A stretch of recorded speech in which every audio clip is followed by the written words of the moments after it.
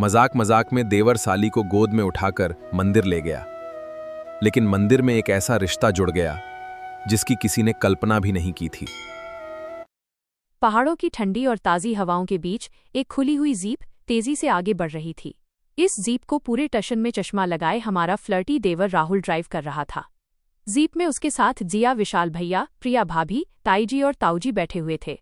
सभी लोग अंताक्षरी गाते और मस्ती करते हुए आखिरकार एक बेहद खूबसूरत पहाड़ी पिकनिक स्पॉट पर पहुंच गए। ये जगह किसी जन्नत से कम नहीं थी। चारों तरफ ऊंचे ऊंचे हरे भरे पहाड़, बादलों की लुका छिपी, ठंडी हवा के झोंके और एक तरफ बहता हुआ पहाड़ी झरना जिसने सबका मन मोह लिया। गाड़ी रुकते ही सब लोग नीचे उतरे। तभी राहुल ने हाथ हवा में लहराते हुए एक जोरदार अनाउंसमेंट की, लेडीज एंड जेंटलमैन, ध्यान दें, इस खूबसूरत फैमिली पिकनिक में कोई डिस्टर्बेंस ना हो, इसलिए आप सब अपने अपने मोबाइल फोन मुझे दे दीजिए। मैं सबको स्विच ऑफ करके गाड़ी के ग्लव बॉक्स में रख दूंगा ताकि हम सब बिना किसी रुकावट के पूरा फैमिली टाइम एंजॉय कर सकें। असल में राहुल के दिमाग में कोई और ही खिचड़ी पक रही थी। वो अच्छी तरह जानता था कि अगर फोन चालू रहा तो वो हड्डी में कबाब यानी करण कभी भी जिया को कॉल करके टपक पड़ेगा और उसका पूरा मूड खराब कर देगा। जिया तुरंत राहुल की इस चालाकी को ताड़ गई।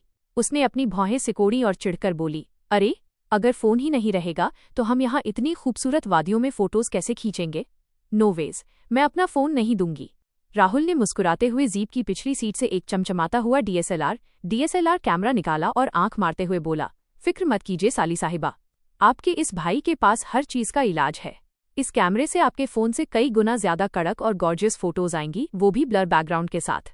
ये देखकर जिया के पास कोई बहाना नहीं बचा और सबने हंसते हुए अपने फोन राहुल को सौंप दिए। इसके बाद सब लोग उस खूबसूरत वादी का आनंद लेने लगे। जब सब थोड़े दूर गए तो अकेले में राहुल और जिया के बीच फिर से मीठी नोकझोंक शुरू हो गई। जिया ने एक सुंदर फूल तोड़ते हुए कहा, वैसे राहुल, तुम जो ये फोन छुपाने का नाटक कर रहे हो ना, मैं सब समझती हूँ। राहुल ने उसके करीब आकर फुसफुसाया, अच्छा, क्या समझती हैं आप? वैसे इस पहाड़ी हवा में आपका ये गुस्सा और भी ज्यादा हॉट लग रहा है। जिया ने उसे घूरते हुए पैर पटका और दूसरी तरफ मुड़ गई, पर उसके चेहरे पर एक छुपी हुई मुस्कान आ गई। तभी विशाल भैया ने ताली बजाते हुए जोर से कहा, चलो भाई, अब बातें बहुत हो गईं। अब थोड़ा स्पोर्ट्स हो जाए। मैं जीप में पूरा क्रिकेट का सामान रखकर लाया हूँ। चलो सब मिलकर क्रिकेट खेलते हैं, बहुत मजा आएगा। ये सुनते ही सब लोग जोश में आ गए।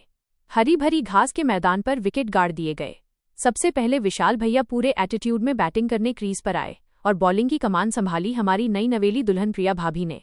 प्रिया भाभी ने जैसे दौड़ते हुए पहली गेंद फेंकी, विशाल भैया बड़े शॉट के चक्कर में पूरी तरह बीट हो गए और बॉल सीधे विकेटों से जा टकराई, क्लीन बोल्ड। ये देखते ही जिया दौड़ती हुई आई और प्रिया भाभी को हवा में हाई फाई देते हुए जोर से हंसकर बोली, देखा जीजू, पत्नियों के सामने पतियों की कभी नहीं चल सकती। मैदान हो या घर, पत्नियां हमेशा पतियों को ऐसे ही क्लीन बोल्ड कर देती हैं। विशाल भैया अपना सा मुंह लेकर हंसने लगे। अगली बारी आई जिया के पापा ताऊजी की। वो बैटिंग पर आए और बॉलिंग मार्क पर खड़ी हुई जिया की मां ताईजी। राहुल तुरंत ताऊजी के पीछे जाकर चीयर करने लगा, कम ऑन ताऊजी, दिखा दो आज अपनी जवानी का जलवा। ताईजी ने मुस्कुराते हुए गेंद घुमाकर फेंकी। ताऊजी ने बल्ला हवा में लहराया और ऐसा जोरदार शॉट मारा कि गेंद सीधे पहाड़ों की बाउंड्री के पार जाकर गिरी। शानदार छक्का, 6। राहुल दौड़ता हुआ ताऊजी के पास आया और जिया की तरफ देखकर ताली बजाते हुए जोर से बोला, ओहो, इसे कहते हैं करारा जवाब। पत्नियों के सामने पतियों की ना कभी चली है ना कभी चलेगी। पति लोग जब मूड में आते हैं ना तो पत्नियों के ऐसे ही छक्के छुड़ा देते हैं। जिया ने राहुल को मुंह चिढ़ाया। तभी जिया बैटिंग पर आई और राहुल खुद ओवर कॉन्फिडेंस में बॉलिंग करने आया। राहुल ने गेंद फेंकी और जिया ने पूरे टशन में बल्ला घुमाकर कड़ाकेदार चौका 4 जड़ दिया। जिया खुशी से उछल पड़ी और राहुल के पास आकर चिढ़ाते हुए बोली, क्यों मिस्टर देवर जी, क्या हुआ? एक लड़की ने तुम्हारी बॉल पर चौका मार दिया? अब कहाँ गया तुम्हारा वो पतियों वाला एटीट्यूड? राहुल ने अपनी हार का बदला लेने के लिए तुरंत बैटिंग थामी और इस बार जिया बॉलिंग करने आई। जिया ने जैसे ही बॉल डाली, राहुल ने अपनी पूरी ताकत लगाकर बल्ले से ऐसा तगड़ा शॉट मारा कि बॉल आसमान को छूती हुई पहाड़ों के पार चली गई। राहुल वहीं पिच पर बल्ला हवा में लहराकर ऐसे नाचने और सेलिब्रेट करने लगा जैसे उसने कोई वर्ल्ड कप की सेंचुरी मार दी हो। वह जिया के चक्कर काटते हुए बोला, देखा साली साहिबा, इसे कहते हैं असली क्लास। जिया ने गुस्से में अपना पैर जमीन पर पटका जिसे देख पूरा परिवार पेट पकड़कर हंसने लगा। इस मजेदार और फनी मैच के बाद सब लोग थककर एक बड़ी सी चादर बिछाकर घास पर बैठ गए। ताईजी और प्रिया भाभी ने घर से पैक करके लाया हुआ गर्मा-गर्म नाश्ता निकाला। सबने मिलकर पहाड़ों की ठंडी वादियों में आलू के पराठे, अचार और कुल्हड़ वाली कड़क चाय का मजा लिया। सब लोग बहुत खुश थे और हंसी मजाक का सिलसिला चल रहा था। नाश्ता खत्म होने के बाद जिया के पापा ताऊजी ने दूर पहाड़ों की चोटी पर बने एक खूबसूरत मंदिर की तरफ इशारा करते हुए कहा, सुनो विशाल, यहाँ पास में ही पहाड़ों के ऊपर एक बहुत ही प्राचीन और प्रसिद्ध मंदिर है। लोग कहते हैं वहाँ मांगी हर मुराद पूरी होती है। तुम दोनों नई नवेली जोड़ी हो, तुम दोनों जाओ और भगवान का आशीर्वाद लेकर आओ। तब तक हम दोनों बुजुर्ग यहाँ बैठकर खाने की तैयारी करते हैं। फिर ताऊजी ने राहुल और जिया की तरफ देखा और मुस्कुराकर कहा, और राहुल, जिया, तुम दोनों भी इन दोनों के साथ चले जाओ। इसी बहाने तुम दोनों का घूमना भी हो जाएगा और इन दोनों को कंपनी भी मिल जाएगी। अच्छा लगेगा तुम्हें। जिया और राहुल ने एक दूसरे को देखा। जिया ने मन ही मन सोचा कि चलो इसी बहाने राहुल के साथ थोड़ा और वक्त बिताने को मिलेगा। चारों लोग तैयार हुए और मुस्कुराते हुए उस पवित्र मंदिर की चढ़ाई की तरफ बढ़ने लगे। पहाड़ की चोटी पर बने उस भव्य मंदिर को देखकर जिया की आंखें खुली की खुली रह गईं। उसने हाथ जोड़ते हुए श्रद्धा से कहा, वाह, कितना सुंदर और अलौकिक मंदिर है ना दीदी। प्रिया भाभी ने मुस्कुराते हुए मंदिर की सीढ़ियों की तरफ देखा और बोली, हाँ जिया, और पता है यहाँ की एक बहुत ही अनोखी खासियत है। यहाँ जो भी शादीशुदा जोड़ियां आती हैं, वहाँ पति अपनी पत्नी को गोद में उठाकर इन सीढ़ियों से ऊपर ले जाता है और भगवान के चरणों में बिठाता है। उसके बाद ही पत्नी की पूजा संपन्न मानी जाती है। ये सुनते ही विशाल भैया ने अपनी आंखें बड़ी की और डरने का नाटक करते हुए बोले, क्या इतने ऊपर तक गोद में उठाकर लेकर जाना होगा? भाग्यवान, जरा सीढ़ियां तो देखो, कम से कम 100 सीढ़ियां होंगी। प्रिया भाभी ने हाथ कमर पर रखा और उन्हें चिढ़ाते हुए बोली, अरे, चेन्नई एक्सप्रेस मूवी में शाहरुख खान 300 सीढ़ियां चढ़ गया था दीपिका को लेकर, और आप अपनी पत्नी के लिए 100 सीढ़ियां भी नहीं चढ़ सकते। पत्नी का ये चैलेंज सुनते ही विशाल भैया पूरे जोश में आ गए। उन्होंने हंसते हुए कहा, अच्छा तो ये बात है, और उन्होंने तुरंत प्रिया भाभी को अपनी गोद में उठा लिया। प्रिया भाभी खिलखिलाकर हंस पड़ी और विशाल भैया तेजी से सीढ़ियां चढ़ने लगे। ये देखकर जिया की आंखों में एक सलोना सा सपना तैर गया। उसने राहुल की तरफ देखा और गर्व से बोली, देखा, जीजू दीदी से कितना प्यार करते हैं। राहुल ने अपने कुर्ते की आस्तीन ठीक की और थोड़ा एटीट्यूड दिखाते हुए बोला, ये सब बेकार के नियम हैं, इन सब में कुछ नहीं रखा। जिया ने उसे उकसाने के लिए ताना मारा, हाँ, क्यों नहीं, तुम तो वैसे भी अंदर से बहुत कमजोर हो ना मिस्टर राहुल, तुमसे तो वैसे भी ये होने से रहा। 100 सीढ़ियां तो दूर की बात है, तुम तो 20 सीढ़ियों में ही मुझे नीचे गिरा दोगे। राहुल ने जैसे ही कमजोर शब्द सुना, उसका देवर वाला ईगो जाग उठा। उसने ऊपर देखा, विशाल भैया और प्रिया भाभी ऊपर पहुंच चुके थे और वहां भगवान के चरणों में बैठकर पूजा की तैयारी कर रहे थे। राहुल ने एक पल भी नहीं गंवाया। उसने जिया की तरफ देखा और झटके से उसे अपनी गोद में उठा लिया। अरे राहुल, ये क्या कर रहे हो? छोड़ो मुझे। जिया एकदम से सीरियस हो गई। उसका दिल तेजी से धड़कने लगा। उसने राहुल के कंधे पकड़ते हुए कहा, राहुल, मजाक मत करो, ये शादीशुदा लोगों की रस्म है, हम दोनों ये सब नहीं कर सकते, नीचे उतारो मुझे। राहुल ने जिया की आंखों में आंखें डाली, उसकी पकड़ और मजबूत हुई और उसने सीढ़ियां चढ़ना शुरू कर दिया। वो चलते हुए बोला, क्यों, मैं तुम्हें कमजोर लगता हूं ना साली साहिबा? आज तुम्हारी ये गलतफहमी हमेशा के लिए दूर कर दूंगा। पहाड़ की चढ़ाई और गोद में जिया का वजन। धीरे धीरे राहुल की सांसें तेज होने लगीं और उसके माथे और चेहरे पर पसीने की बूंदें चमकने लगीं। जिया, जो अब तक गुस्सा हो रही थी, राहुल की इस शिद्दत को देखकर अंदर से पूरी तरह पिघल गई। उसने धीरे से अपना हाथ आगे बढ़ाया, अपने पर्स से एक रेशमी रुमाल निकाला और बड़े ही हक और प्यार से राहुल के माथे और गालों से पसीना पोंछने लगी। उस पल वादियों की ठंडी हवा भी जैसे थम गई थी। दोनों के चेहरे एक दूसरे के बेहद करीब थे और जिया बिना कुछ बोले बस राहुल के चेहरे को निहार रही थी।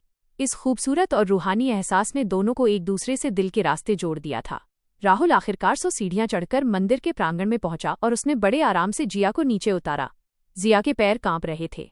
उसने अपनी धड़कनों को संभालते हुए पूछा, राहुल, तुमने ऐसा क्यों किया? तुम जानते हो ना कि ये रस्म सिर्फ उन लोगों के लिए है जिनकी शादी हो चुकी है। फिर तुमने यह पावन रस्म हमारे बीच क्यों की? राहुल ने एक गहरी सांस ली। वो जिया के और करीब आया और उसकी आंखों में झांकते हुए बेहद संजीदगी से बोला, क्योंकि जिया, मुझे जिंदगी में सिर्फ तुमसे ही शादी करनी है। जब दिल से तुम्हें अपनी पत्नी मान चुका हूं तो फिर मैंने क्या गलत किया?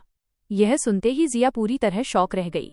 उसका दिल जैसे एक पल के लिए थम गया। उसने कांपती आवाज में पूछा, क्या बोल रहे हो राहुल? तुम होश में तो हो? राहुल ने जिया के दोनों हाथ अपने हाथों में लिए और पूरी शिद्दत से बोला, हाँ जिया, बिल्कुल होश में हूँ।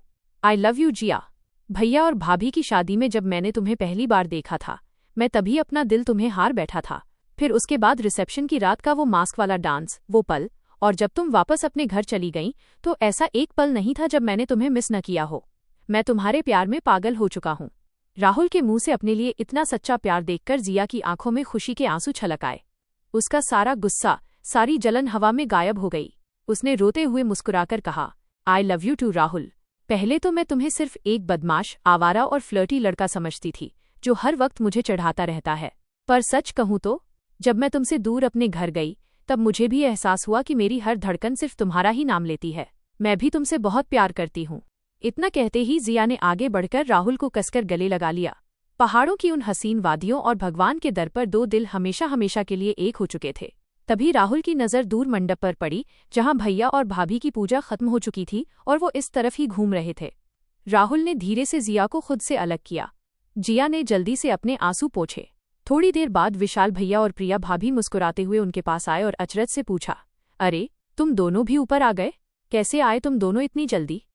राहुल ने अपने कुर्ते को थोड़ा झाड़ा और मुस्कुराकर बोला, हाँ भैया, हम दोनों भी बस सीढ़ियां चढ़कर आराम से ऊपर आ गए। जिया ने नीचे देखते हुए अपनी हंसी छुपाई।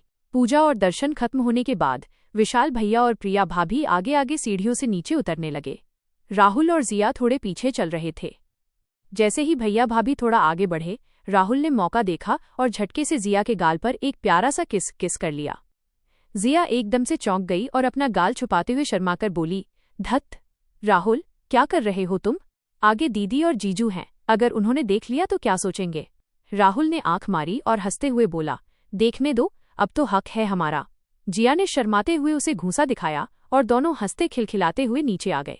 इसके बाद पूरी फैमिली ने शाम होने तक पिकनिक का भरपूर आनंद लिया। खूब सारी तस्वीरें खिंचवाईं और यादों का एक खूबसूरत कारवां समेटकर शाम होते होते सब लोग खुशी खुशी घर वापस आ गए।